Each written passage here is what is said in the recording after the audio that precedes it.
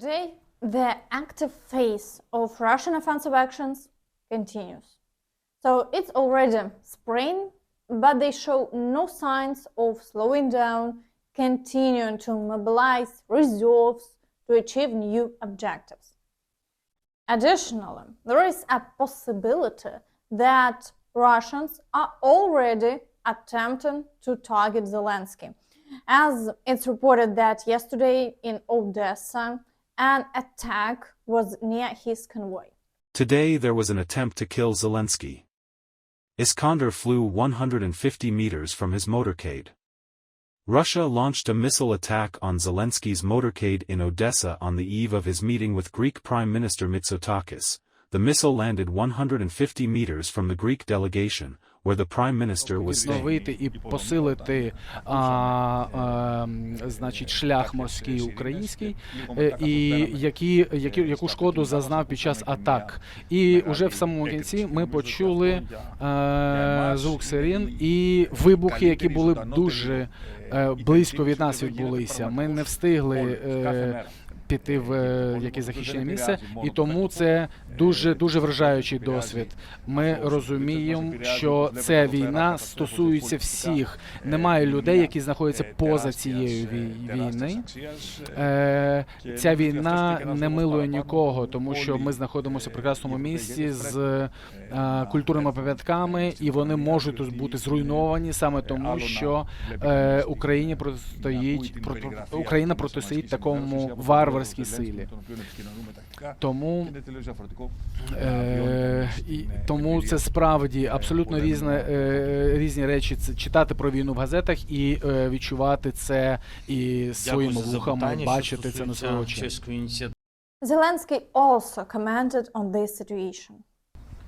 Дякую за запитання. Мені здається, що ми з Корякосом не тільки чули, ми бачили сьогодні цей відповідний удар. Ви бачите, з ким ми маємо справу, їм все одно куди бити. Я знаю, що сьогодні були жертви, всіх ще деталей не знаю конкретно, але знаю, що є жертви, знаю, що є загиблі, є поранені. Чи це удар, мої співчуття, будь ласка, прийміть, але ви бачите, все одно є, це військові або цивільні, хто б не був, є гості міжнародні, цим людям все одно. Вони або з глузду з'їхали, або вони повністю не контролюють, що їх терористична армія діє. Ось що ми бачимо. Це говорить про те, що нам потрібно передусім захищатися. Now, let's turn to the situation along the front line, starting with the Bakhmut direction. Here, the occupiers continue to actively assault Ivanivsky. They have some successes, but at the tactical level. Globally, they cannot break through to Chasiv Yar, but the shelling is quite intense. Today there were several powerful strikes on Chasiv Yar. The Russians worked from the sky, guided aerial bombs landed nearby and within Chasiv Yar. Over the past day, the occupiers have conducted 11 attacks in the areas of Ivanivska, Klishivka and Andriivka, while Bogdanivka remains relatively quiet. So shelling continues along the entire front line and the situation remains challenging. In the Avdiivka direction, the occupiers carried out 20 attacks within a day. The main battles are reported in the areas of Berdichi and Tonenka. So the occupiers are attempting to fully capture these two settlements to strengthen the front line and then break through to Karlivka, where construction of the defense line is progressing rapidly. So there have been no new changes along the front line over the day, and the fighting continues. Additionally, offensive actions are underway towards Pervomaiske and Nevelske, accompanied by a significant amount of shelling. In the Marinka direction, the occupiers are attempting to advance in Krasnohorivka. They have entrenched themselves on the outskirts of the settlement and continue to advance further. So assault operations are also reported in the areas of Georgiivka and Novomykhailivka. While near the village of Pobeda, the occupiers are again attempting to expand the controlled territory. So despite conducting 18 attacks within a day, they haven't achieved any success, and the front line remains unchanged. In the Vuhledar direction, once again, all attacks have ceased. So it appears that the occupiers in this direction are testing the defense as attacks continue for several days without achieving success, and the front line remains unchanged. So shelling also continues as usual.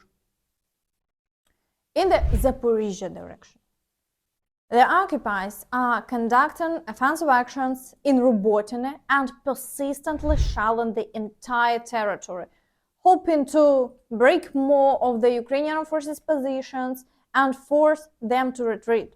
However, our units maintain defense, and the front line remains unchanged over the day. In the Kherson direction, the occupiers are not conducting offensive actions towards the village of Krynki.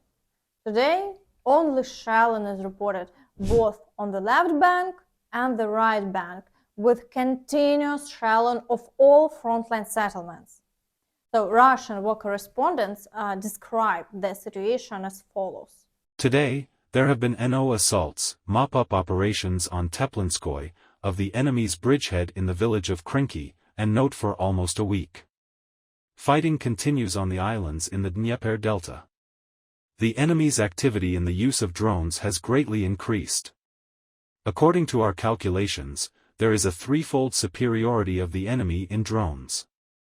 At the same time, we now have limited use of artillery. All of this indicates that the success is on the side of the Ukrainian armed forces, and the destruction of the occupiers continues.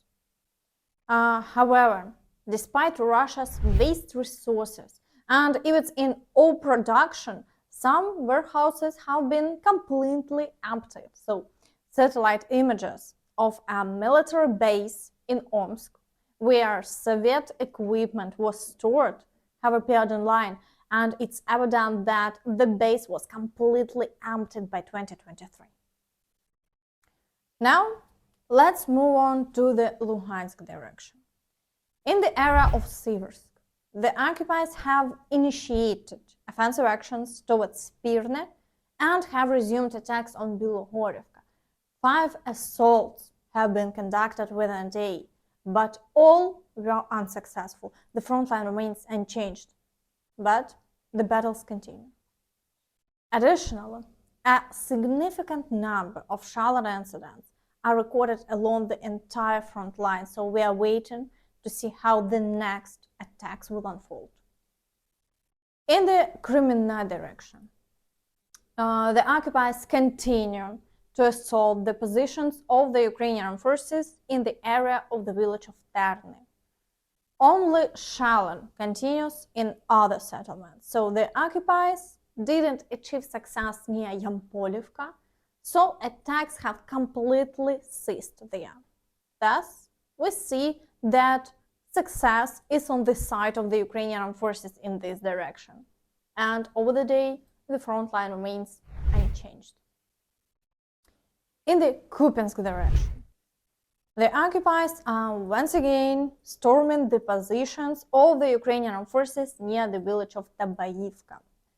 However, all attacks near Sinkivka have been unsuccessful, and the front line remains unchanged. So shelling also continues in large quantities.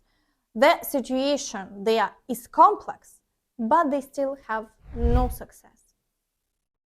Meanwhile, Putin met with CEO of MAGATE, Rafael Grossi. The reasons for the meeting are not disclosed, but their communication lasted for an hour, so we await details. And that's all from me. Don't forget to like this video, subscribe to the channel, and hit the notification bell to stay updated on all the latest news. Thank you for watching and see you next time. Bye bye.